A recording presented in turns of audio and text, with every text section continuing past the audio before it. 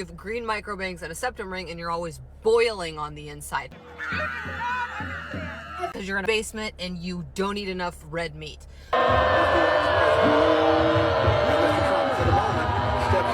Scratch their heads, wondering what to make of it.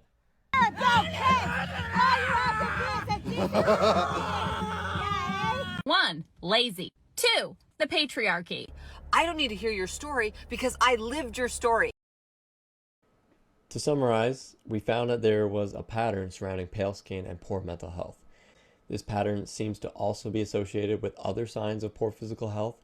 It also seems to be associated with plant-based dieting, woke or progressive ideologies, a shift away from traditional norms towards alternative type practices like spiritualism, witchcraft, or polyamory.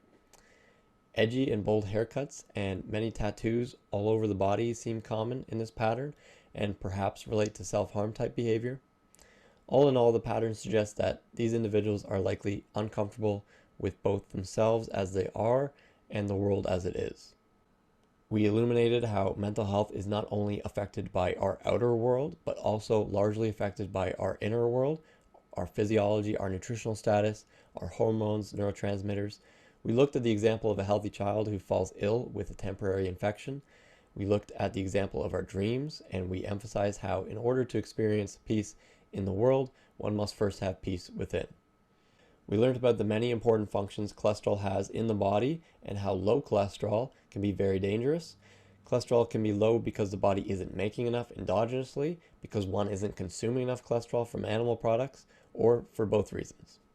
There seems to be a pattern surrounding conditions associated with low cholesterol and low serotonin, where the sufferers experience a lack of dynamic stability, just like how a cell would also experience a lack of dynamic stability without enough cholesterol. This was most evident when looking at SLOS patients and how cholesterol supplementation drastically changed their outcomes for the better.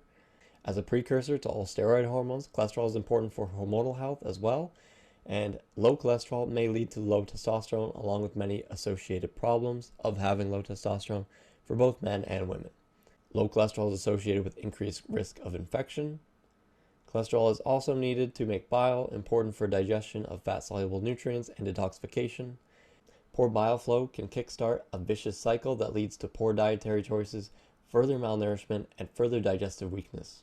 Then we linked low cholesterol and the resultant lack of dynamic stability, poor hormonal health, vulnerability to infection, and poor bile flow to our pattern, particularly with self-harm type behaviors, feelings of discomfort and dissatisfaction, and progressive authoritarian ideologies. We were introduced to carotenoids, fat-soluble nutrients with pro-metabolic effects. These carotenoids can accumulate in the skin, but only if you eat enough and have good fat digestion, which connects us to cholesterol and bile again. If they do accumulate in the skin, they may serve as a marker to indicate your good health, your high stores of other fat-soluble nutrients, and your viability as an attractive mate.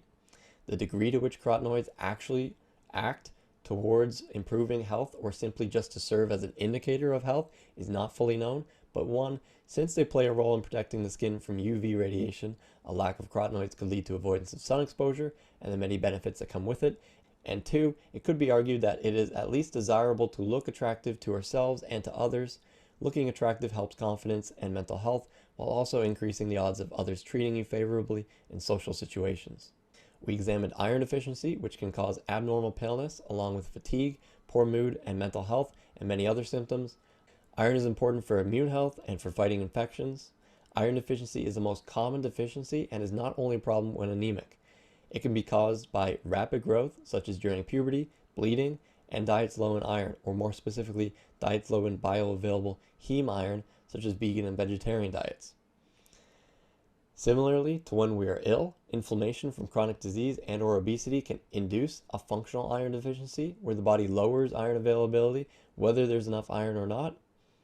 Iron deficiency can also cause sexual dysfunction in women. Iron deficiency can cause poor behavioral, cognitive, and developmental outcomes in children, and the negative impacts can extend for many years. Iron deficiency relates to the overall pattern as a likely cause for the paleness. Further connections include plant-based diets, obesity, weak hair, fatigue, depression, vulnerability to disease and to injury or bruising, and anxiety. It is likely not a coincidence that gender dysphoria occurs most frequently in girls and at the onset of puberty, when they are growing and losing blood through menstruation. When you add in the social pressure to reduce red meat consumption, you end up with a horrible recipe for iron deficiency in young women. Pregnancy, another time of rapid growth and increased blood loss, is a major risk factor for iron deficiency. A lot of iron is needed for the healthy development of a baby. If a woman is already iron deficient, it would be adaptive for her to avoid becoming pregnant and risk further deficiency. Part of this adaptation would likely involve physical changes to sexual health and function, as discussed, as well as possible attitudinal shifts towards not desiring to have children. Lastly, we explored EDCs, or endocrine disrupting chemicals, as a likely contributor to not only the infertility epidemic, but also the mental health epidemic and the rising occurrence of gender dysphoria.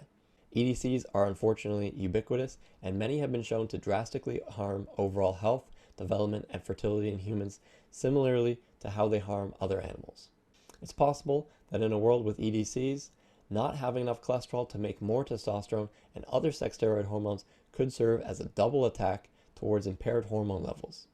It is unsurprising to us that the mental health consequences, depression, lack of drive, anxiety, are reflections of the physical lack of energy and strength that result with low testosterone. Furthermore, the consequences of lowered fertility would be expected to reflect as anxiety and confusion around sexuality and gender. Another connection to cholesterol involves the detoxification role that bile plays. If bile flow is impaired, you would expect EDCs to build up to higher and more toxic levels in the body. This would mean that people with poor bile flow would be more susceptible to the negative effects of the EDCs that everyone encounters. EDCs also increase overall inflammation, connecting back to iron deficiency. If overall inflammation is increased or the immune system is on high alert from endocrine disrupting chemicals, that could be a risk factor for functional iron deficiency. For myself, the more I researched, the more my past made sense. Like I said, growing up I was very anxious, sensitive to the sun, frequently sick with infections, I bruise easily, and much more. It wasn't until I started eating a lot of red meat every day and when I cut out vegetable oils when things totally turned around. My anxiety was consistent no more, and I felt calm and confident. It became difficult for my skin to burn, even when out in the strong summer sun and unprotected for the entire day, and I could finally tan.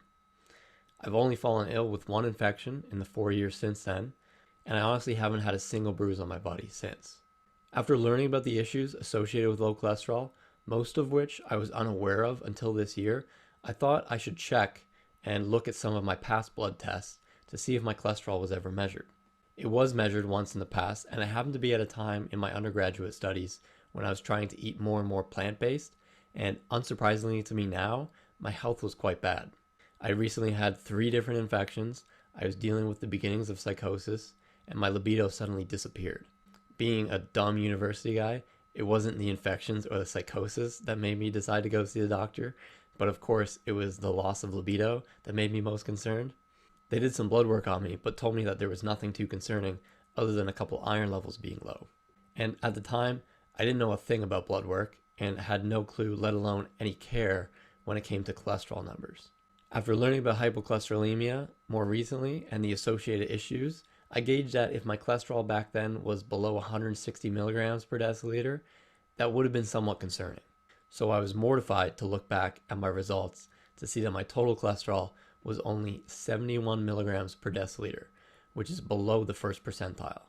To put that into perspective, even some SLOS patients have cholesterol numbers in the 60s. Even though this was 6 years ago and I've been enjoying good health for the past 4 years, I couldn't help but feel hurt by the thought that neither my doctor nor the walk-in clinic doctor who ordered the blood tests ever picked up on how low my cholesterol was. On the test results, there isn't even an indicator or reference range for low cholesterol, as if it can't happen and as if it doesn't matter how low it is. How is it that doctors could be unaware of the risks associated with low cholesterol? How is it that doctors wouldn't think that if cholesterol, the precursor to all sex steroid hormones, was low, that might be a factor in a patient with low libido? If I'm cynical, I can think of all sorts of reasons why doctors may be inclined to not notice low cholesterol as an issue. Regardless, I feel let down to think about how much sooner I could have found better health and nutrition if my doctor spent just one day at medical school learning what I was able to learn with Google Scholar. After seeing my past results, I decided it would be a good idea to get an up-to-date blood test just to make sure I wasn't still on the low side. It came back with my cholesterol at 200 milligrams per deciliter, which is pretty ideal as far as I'm concerned.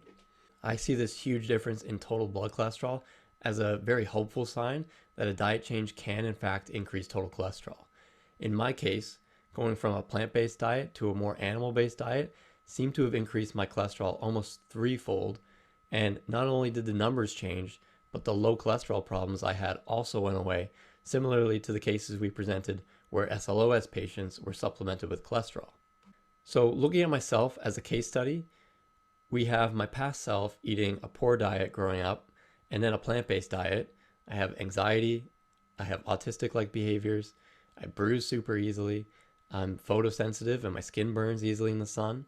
I get infections all the time, sometimes multiple infections per year. Eventually I have psychosis, eventually a low libido, incredibly low cholesterol. Then I switch my diet to one with a lot of meat and animal fat, and lo and behold, my anxiety goes away. I feel calm and confident. I become comfortable with eye contact and enjoy social situations more. I haven't had a single bruise since then. I stop burning and I can tan. I've had only one infection since, no psychosis, high libido, and I get my cholesterol checked and it's no longer low at all. It's 200 milligrams per deciliter. Now, it's surely possible there are coincidences here, but from my experience and from what I've since learned about nutrition, I'm very compelled to believe that this is a pattern rather than a coincidence. This is all exactly what you would expect when you understand the importance and functions of critical nutrients like cholesterol and like iron.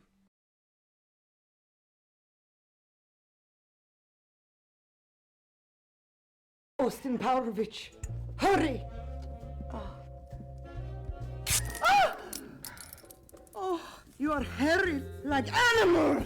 Good, baby. Very good. Make love to me, monkey man.